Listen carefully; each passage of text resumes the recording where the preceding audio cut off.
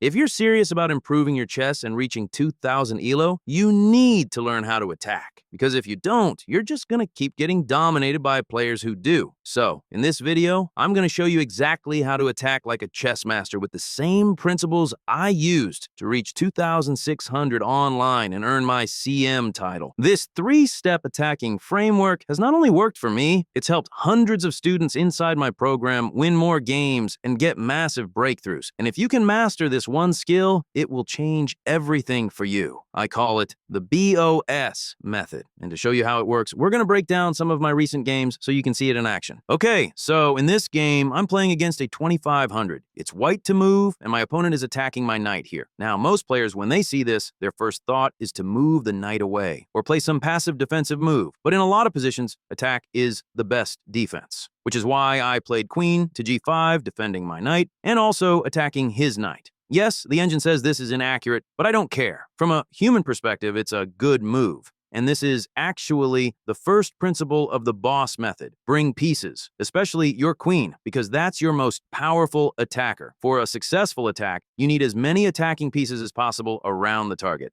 In this case, my ultimate target is their king, because he has pushed this pawn and created some weak, dark squares around it. Anyway, my opponent defends the knight, and now I see an opportunity to use Rule 2 of the boss framework. Open lines. We can't get to his king if all these pawns are in the way, which is why here I played h5, a pawn break. If I can chip away at these pawns, his king will be defenseless. Now here, my opponent plays an interesting tactical idea, sacrificing his pawn. Because if I take, I would lose my knight, so I'm at a crossroads. I can retreat here, so my queen stays defending the knight. But then my opponent would push and force me into this very passive position where the attack is pretty much over. Or I could take the pawn and sacrifice my knight. With decisions like this, you just have to calculate both options as far as you can and determine which is better. So I spent some time here and decided to go for the sacrifice. So he wins my knight, but in return, I get to massively open up his king, which looks extremely dangerous for him. But it's not over yet. I still have to find the right moves. He develops his rook, and here I would love to play g7, threatening checkmate. But the problem is, his queen is preventing it. Attacking chess is really about problem solving. How do I get rid of this queen so I can achieve my goal of pushing g7? This thought process leads us to a very nice move, knight to e2. A lot of players get so focused in tunnel vision on where the action is happening that they forget to use all their pieces over the whole board. So this is again about bringing more pieces into the attack. This forces his queen away from the king side, which means now we can push, and my opponent resigned because checkmate is unstoppable. If he tries to block with the knight, we just take, and it's mate. Now, what I want you to notice is how every move I played there was an attacking move. I was constantly creating threats and really just annoying my opponent, which is another reason why attacking play is so effective. It puts so much mental pressure on your opponent, and you'll often see them crumble under the pressure and start blundering. So that's the third principle of the BOS framework. Speed. I didn't waste a single move that would give my opponent time to defend. Every move you play should frustrate your opponent in some way. Speed wins, but knowing this framework is not enough. What actually separates masters from everyone else is their execution. You need to know how to apply this method in all kinds of positions. So that's what I'll show you next.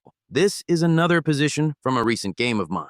I'm playing white, and looking at this position, the first thing you should hopefully notice is that black hasn't castled yet, which is why I decided to use Rule 2 and break open the center with pawn to d5. My opponent captures, and now his king is exposed for me to give a check, which he then blocks. Now he's only one move away from castling, and if he can manage that, his position is actually fine, so this is not the time for me to play a normal developing move or a random pawn move. Speed is key. I have to keep making threats so that he doesn't have time to castle. So I play queen b5, hitting the knight, so he has to defend again, and now what? Remember the first rule?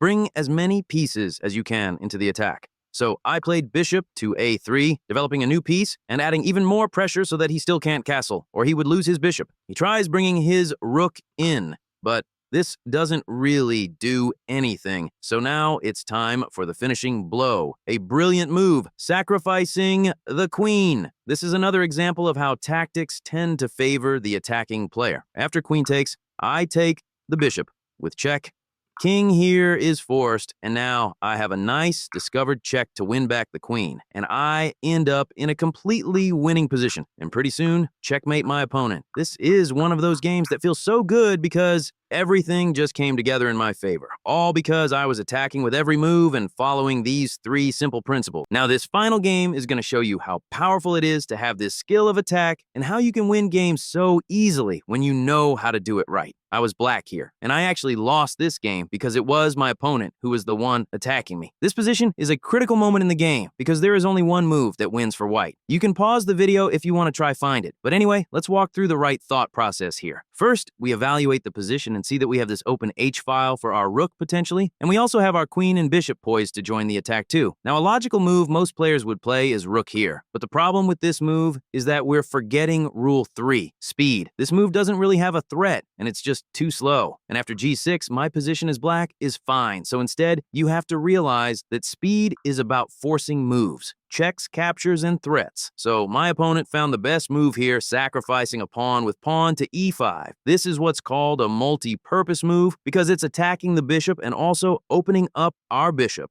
in one move. That's another crucial part of speed. If you can accomplish 2 or 3 things at once, your moves are much more powerful. So here, my bishop is trapped, so I don't really have any choice but to take the pawn. Then he follows up by sacrificing the bishop. Another forcing move that breaks open the H-file. Again, open lines. If I don't take, he would play queen H5 and I'm getting mated, so I have to take the bishop. But now, queen H5, check anyway. King here is forced, and now, after rook H1, it's game over because checkmate is pretty much unstoppable. So, in the space of just 5 very precise moves by my opponent, he turned a fairly equal-looking position into a checkmate, and all he actually did was follow the 3 principles of the boss framework, bringing pieces, opening lines, and speed, which shows you how fast you can win games with this framework if you know how to execute it. So, here's a quick summary of how to attack. You can screenshot this if you want, and then try to apply this framework in your next game. Now, if you want to improve faster, my program helps players win more games and skyrocket their rating with all my courses and coaching. Click the link in the description or go to school.com/chess and come join over 200 students improving together. By the way, there's a full Art of Attack course inside that goes into way more depth on this topic. Plus, you get coaching and feedback to help you implement everything into your games. Now, attacking is just one of the many skills you need to master chess. So watch this video next to learn the full step-by-step system to go from 0 to 2000 ELO.